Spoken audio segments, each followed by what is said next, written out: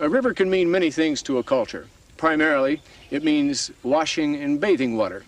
But a river can also change. This is the Nzi River, which flows through the central Ivory Coast. Right now, it's the dry season, so the river is at its lowest stage.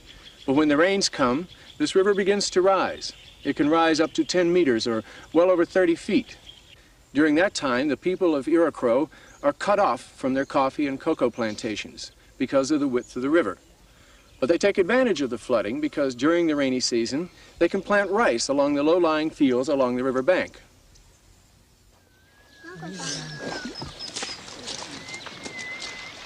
The Baoulé people of the Ivory Coast are very clean. Much time is spent washing clothes and bathing, even when the river is low. Of course, swimming is part of bathing. The clean clothes are laid out on the sandbanks to dry.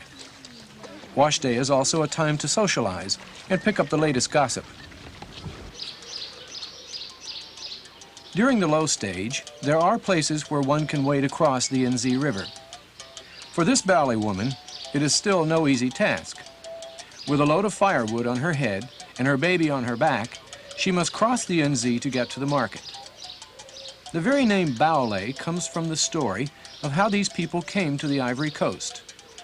250 years ago, Queen Oropoku was leading her people out of what is today Ghana because of a feud with relatives. They came to a turbulent river which they knew they must cross in order to escape their pursuers. Her soothsayers told her that the gods of the water demanded the sacrifice of a precious thing to calm the waters. Queen Poku, in anguish, threw her baby boy into the churning waters, and suddenly a bridge of hippopotamuses rose out of the water, and they all crossed quickly to the other side.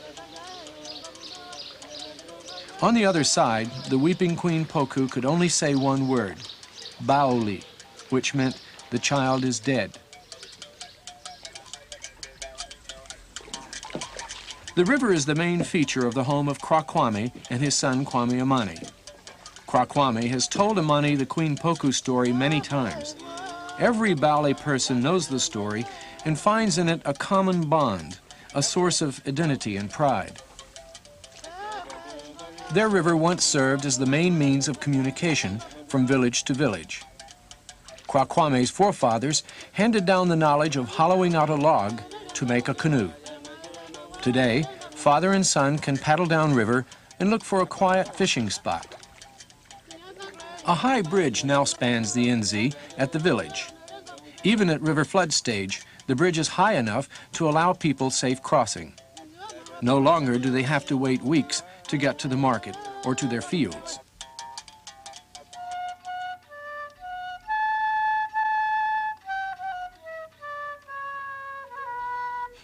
In the high Sierra Madre of Chihuahua, Mexico, the mountains and cliffs form the barriers. To get from one valley to another, the Tarahumara Indians must cross steep, rocky mountains. Growing their corn here is difficult. The soil is thin and hard. The weather is very unpredictable. Winter brings snow and ice. Most people think of Mexico as all sunny and warm, but at 8,000 feet, the Sierra Madre can be very cold. Only during the spring and summer can the Tarahumara grow their corn.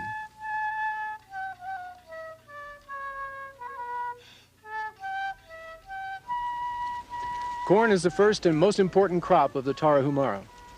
All life revolves around the planting, the nurturing, and the harvesting of corn. In a good year, there's plenty of corn to see them through the dry, cold winter. This has been a bad year.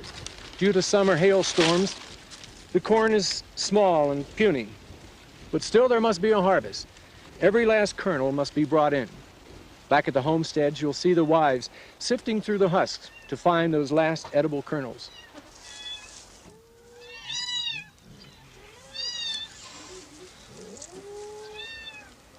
It is a slow and tedious job, but it must be done. These few kernels, which will barely fill a small pan, might provide that one crucial meal which would make the difference between starvation and survival. This Tarahumara woman feels deeply the responsibility she bears in feeding her children and her family. The cat is yet another mouth to feed. Soon the harsh, bitter winter of the high Sierras will come. Snow will cover everything, and nothing will grow.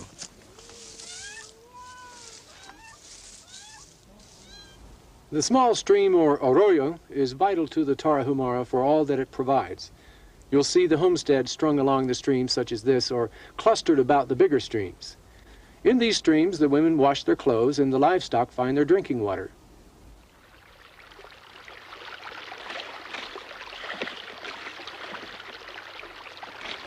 Like the Bauli of the Ivory Coast, Tarahumara women of Caborchi depend on streams to wash their clothes.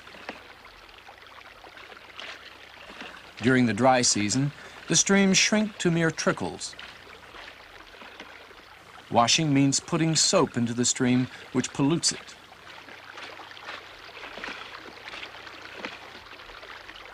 The winter snows will put some fresh water back into the stream, but for now, the Tarahumara must be content with the little water that they have.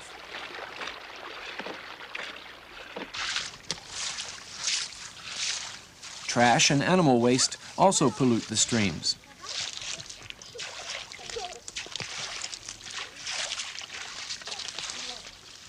Mothers and children make an attempt at cleaning the stream with twigs and tree branches, but they don't accomplish very much. The most serious pollutant in this stream cannot be seen. It's bacteria, and it gets into all the drinking water.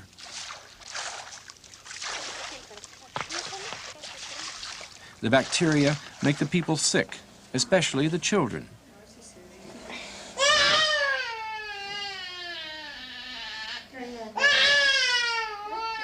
In 1982, 3 children of Caborchi died of gastroenteritis, or internal infections caused by the polluted water.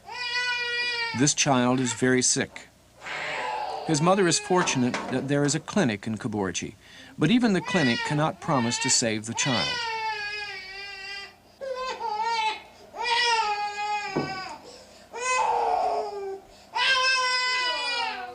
Drinking more of the same polluted water only reintroduces the sickness. This 15-year-old mother clearly shows her worry and concern. If she understands enough Spanish to follow the doctor's instructions with medicine, boiling all the drinking water, keeping her hands and the baby's hands clean, the antibiotics may be able to overtake the illness. But the problem of contaminated drinking water will have to be solved before the Tarahumara of Caborchi will be rid of this terrible disease. Caborchi is a beautiful place despite the problems of weather and water contamination. The Mexican government is doing the best it can to educate and assist the Tarahumara. The government would like to make their corner of the world a peaceful place to live, a place where children can grow into healthy adults without fear of illness or malnutrition. This is Osaka, Japan, a metropolitan area of about 14.5 million people. Osaka, its suburbs and neighboring cities stretch from the Seto Inland Sea across a few miles of flat coastal plain to the mountains. Now, these mountains you see behind me dominate about 4/5 of the total land of Honshu, Japan's most populous island. That means that the Japanese must live on the coastal plain, or the 1/5 which is suitable for building. Since Japan is an island nation, the sea has been a determining force in Japanese lifestyle. Ships and navigational skills were developed early so that Japan could communicate with other countries as well as each other from island to island. Today, shipping and harbors dominate the coast. Fish was and still is equal to rice as a mainstay of the Japanese diet.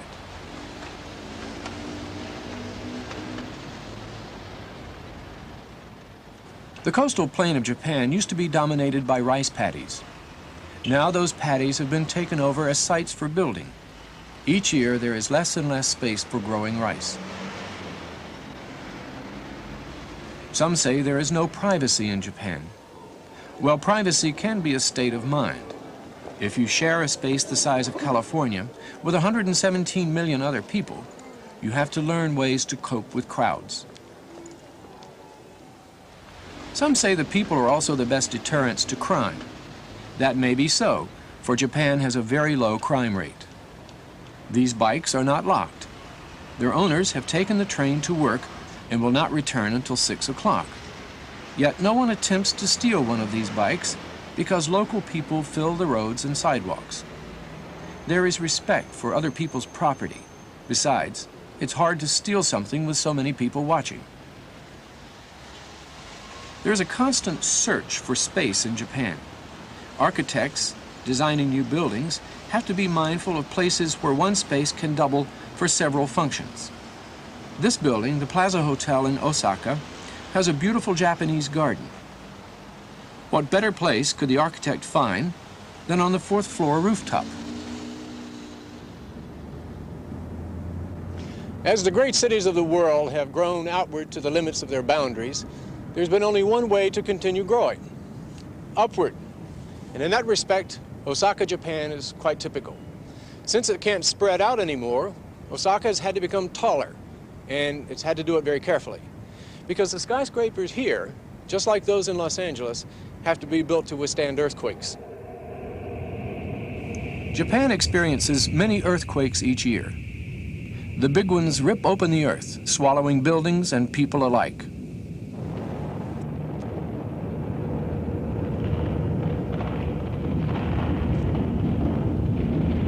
Earthquakes often cause landslides.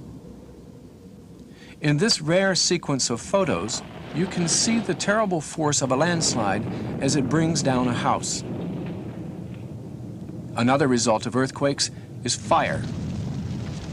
With the crowded conditions of Japanese cities, fire spreads rapidly. If a fire gets out of control, whole sections of a city can be lost. The Japanese firefighters have to be on constant alert to prevent this type of disaster.